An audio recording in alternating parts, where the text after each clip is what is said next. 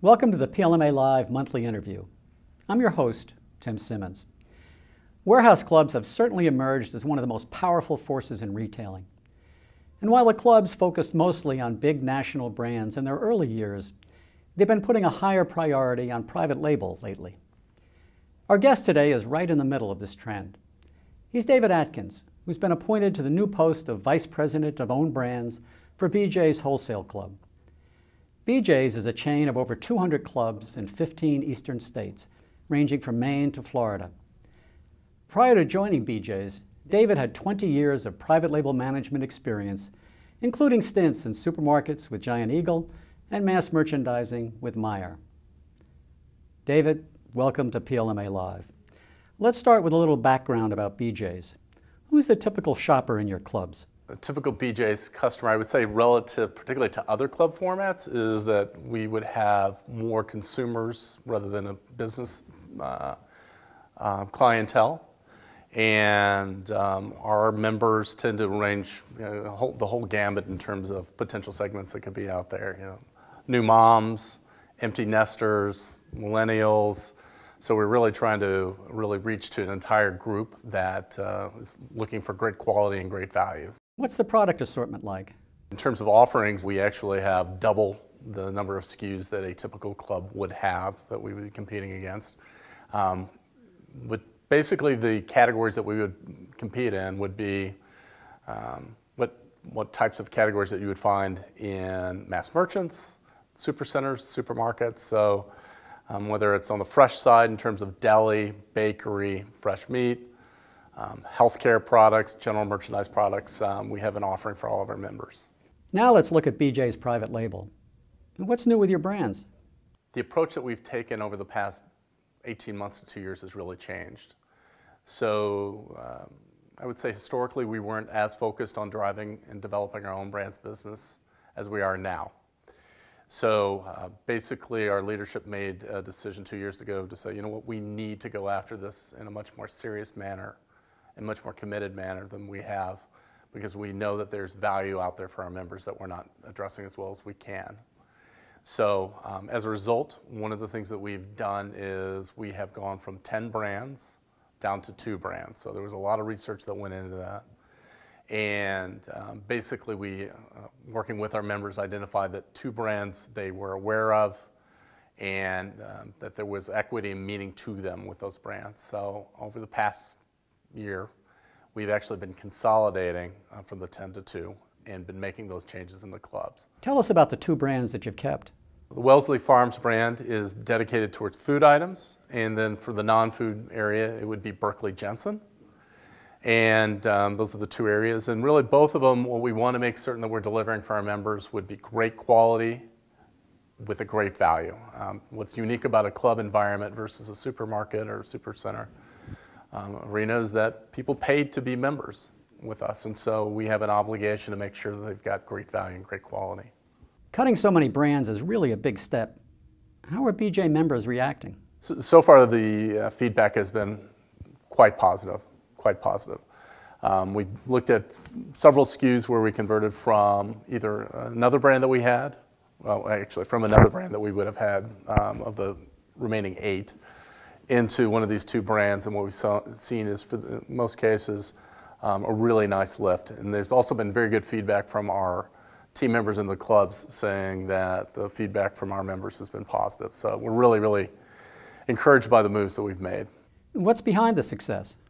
What we found was that our members simply didn't understand that all these brands were unique to BJ's, and that's a challenge, trying to market 10 brands. And so by going down to 2 brands, we're highly confident that now we'll be able to connect with our members better than we have historically. And so one of the approaches that we're taking to them is we've identified either categories or items that we want to make certain that we win with and that our members understand there's a value associated with it.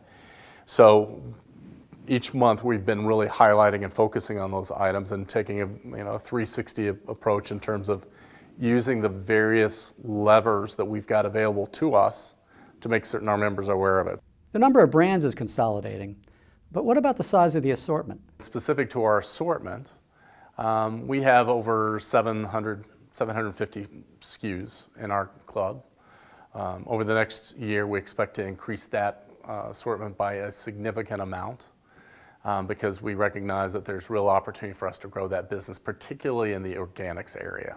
With all of these changes, what's going to be your approach in terms of new product introductions?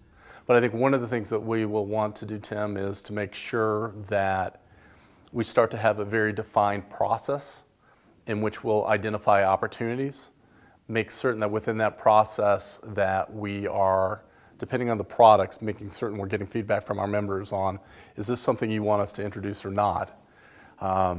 That's something that we'll be doing a lot more moving forward. David, you've spent most of your time in supermarkets and mass merchandisers.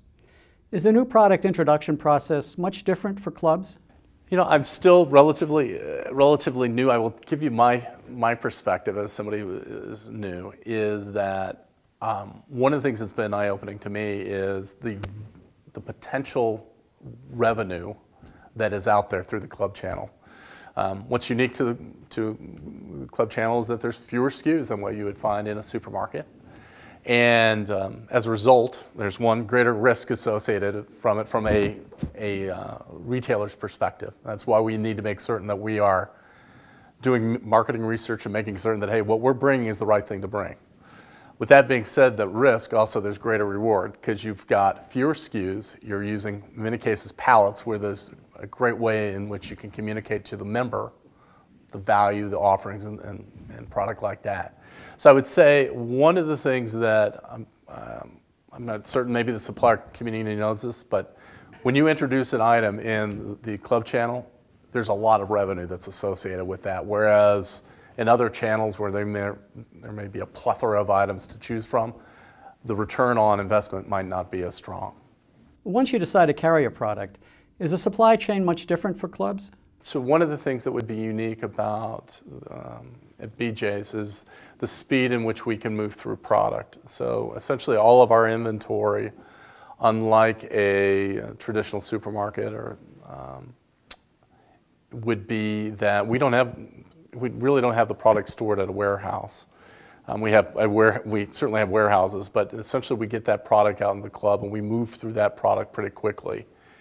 So I would say that's probably the biggest difference, is the pallets that we use to sell through, and then the speed in which we're able to move through inventory would be a couple of things that would be unique to us. You must be talking with a lot of new suppliers. How do you evaluate them? So I would say we would be looking for suppliers that have great quality. So that's one of the things that we won't sacrifice for our members. Ones that will help us to deliver great value. And then when it's all said and done, like many retailers, we're looking for our brands to be a true point of difference, and that will help to drive loyalty to BJ's. So in terms of innovation capabilities, R&D capabilities, those would be things that we would also be looking for from a supplier. So BJ's has some pretty ambitious goals for its brands. One of the things that we've recognized is that, frankly, we've gotten a little bit of a late start on this, but the good news is that in terms of growth, we expect for ourselves, and particularly the value for our members, but also for the supplier community who calls on and works with us, that there's a real opportunity there. And so I don't want to go into specific percentages. The one thing I would say is that we anticipate in our own brands area that the growth will be significantly higher than what the industry would be realizing right now. Well, David, good luck with all your new programs. And thanks for joining us today. And thank you for watching this edition of PLMA Live. And join us next month for another exclusive interview.